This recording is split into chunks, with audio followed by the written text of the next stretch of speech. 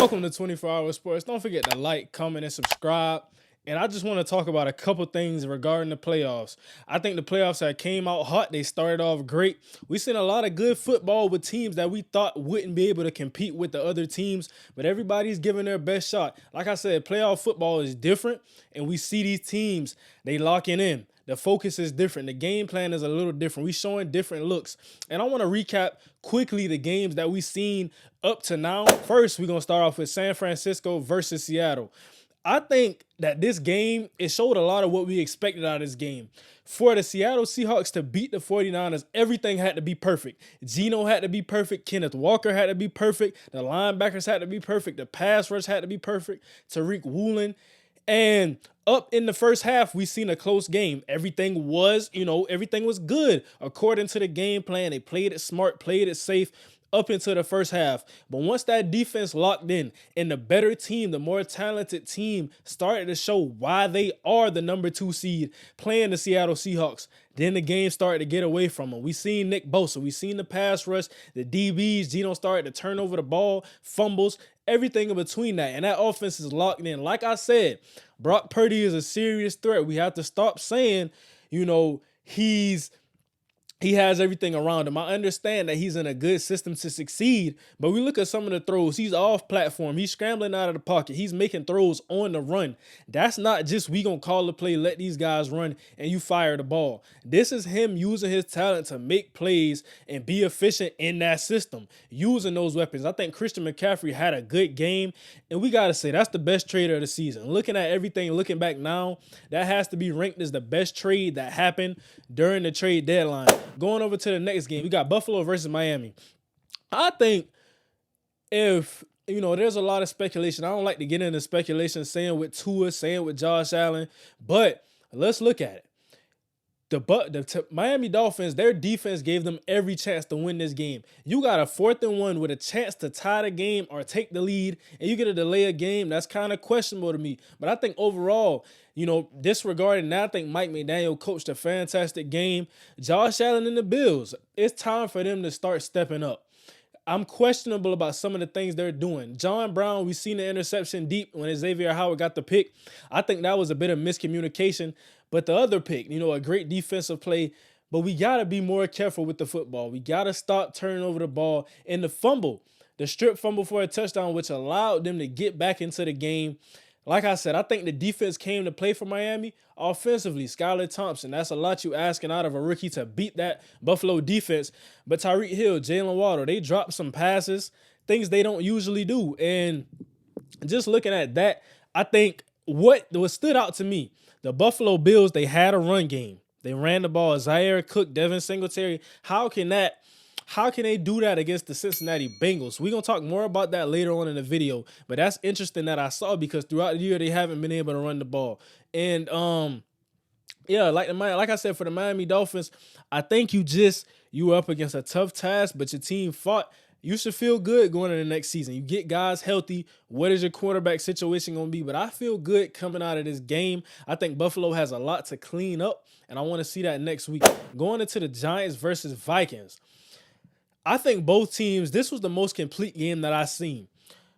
For the Vikings and the Giants, they both played pretty clean games. I think Daniel Jones, what I've been saying, I've made videos about this team, but I think Daniel Jones has stepped it up. Brian Dable, he's different now. Like I said, he's fired up. We used to see Daniel Jones, he walking around, he's not firing nobody up. He's not excited about the game. He's not turned. But now we seeing that. We see emotion out of Daniel Jones. Saquon Barkley, we know what he is when he's healthy. He came out. He stepped up in that game. I thought the receivers played pretty well. Hodgins, James, Slayton. Key thing that I do want to talk about, though, when Slayton dropped that ball on the 3rd down, they could have completely shut that game away. They still won, but that's something that, you want to have back, something that you're going to be talking about in the film room for the Vikings. Kirk Cousins. Like I said, you played a solid game. The entire team played a solid game, but people, they're saying throw it to Justin Jefferson, throw it to Adam Thielen, one of those guys. But even though that's not the case, you have to throw it beyond the sticks. That's what we want. You're playing right into our hands. If I'm the Giants defensive coordinator, I want him to throw that check down. We just gonna come up and tackle. We gonna come up and hit. That's what they did. You asking a lot out of TJ Hawkinson to make those plays to get a first down in that situation is just it's not realistic. So I think Daniel Jones and the Giants, it's gonna be interesting to see how they play against the Philadelphia Eagles because they looked good.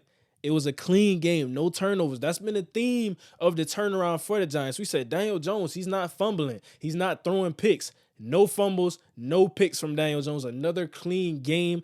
I like what I see, and I'm feeling good because we played the Eagles tough in the last game of the season. Going into the game we saw last night.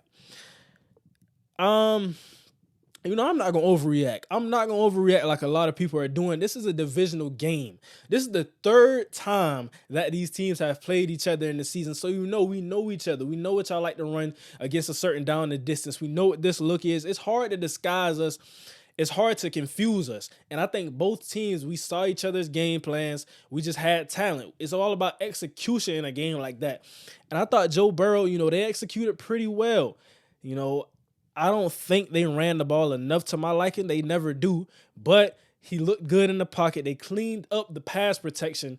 And starting off, that's going to be interesting because how does their offensive line stay healthy? We've seen Jackson Carman come in the game. We've seen some offensive linemen for Cincinnati battling injuries. Other than that, Jamar Chase, T. Higgins, I think the defense played pretty well with what they were up against. They got the ball ran on them well. But Buffalo, you're going into Buffalo, they're not going to run the ball on you, I don't think. But looking at how they played against Miami, we're going to see if they're keeping up with that. Do they see that game plan? Do they see that blueprint? And they want to keep going with that against Cincinnati. For Baltimore, you fought. That's all I expect out of Baltimore. I like what Kyle Hamilton did. I like what Marcus Peters and Marlon Humphrey. That defense is something to be reckoned with. And that's why I say I'm not overreacting to the Cincinnati. This was never meant to be a blowout game. It wasn't at all. I still think the Bengals are the second best team, if not the best team in the AFC. Tyler Huntley, I think he played pretty well. The fumble, that's a tough situation. Why are you calling a quarterback sneak when you have more than a yard to go? You have more than some inches to go. J.K. Dobbins, we seen on social media, he was speaking to, why didn't he get fed a little bit more? Why didn't he get the ball a little bit more? And I got the same question. Over 100 total yards, and he didn't get more touches. Why not? Mark Andrews, those guys, they played pretty well. Tyler Huntley hit DeMarcus Robinson on a deep shot. That was good. Offensively, I think they played to the best of what they could have done with limited talent. Lamar Jackson's situation. And that was a good game overall. I think it really turned around when they did the quarterback sneak, fumbled, and the Bengals got that touchdown. It's hard asking an offense predicated on running the ball, play action, just chipping and diming away. It's hard for them to come back in a situation like that with as much time as they had. So, the Bengals, they got away. They got away with one. They beat a tough team. And looking into that, I think the most impressive win was the 49ers win because they played a good team too. But they just showed we're better, we're more dominant. But behind that, I think the Giants had a good game. The Bengals have some stuff to clean up, but overall a good game. And the Bills, I think the Bills had the worst game out of every game that we've seen this far. I'm in the corner of the Bills. I want to see them do good, but how does that translate? They showed some things, even in the New England game, the last game of the season. I still had some questions. I said, I want you to beat this team up.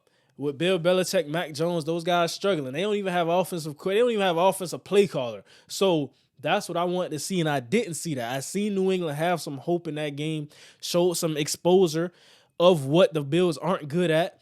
And, that's that. Looking into tonight, it's interesting what we think about this game, but overall, I think it depends on Dak Prescott. It all comes to Dak Prescott. They have the better team.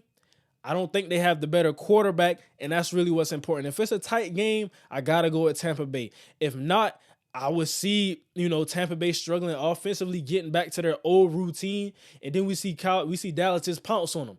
They come out, they win this game by 2 or more scores. It's going to go either way. So that's going to be interesting to see. I'm going to do a recap video of that game. How do these teams play tonight?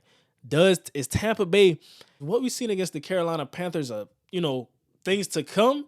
Or was that just an aberration? Is Dallas going to get back to the team that we saw early on in the season? Is Micah Parsons going to come back, dominate, and wrecking offenses? That's all I want to look about. That's what we have today. Thank you for watching the video as always. Don't forget to subscribe. Road to 800 subs. We only 28 away. Only 28 away. But now, we out.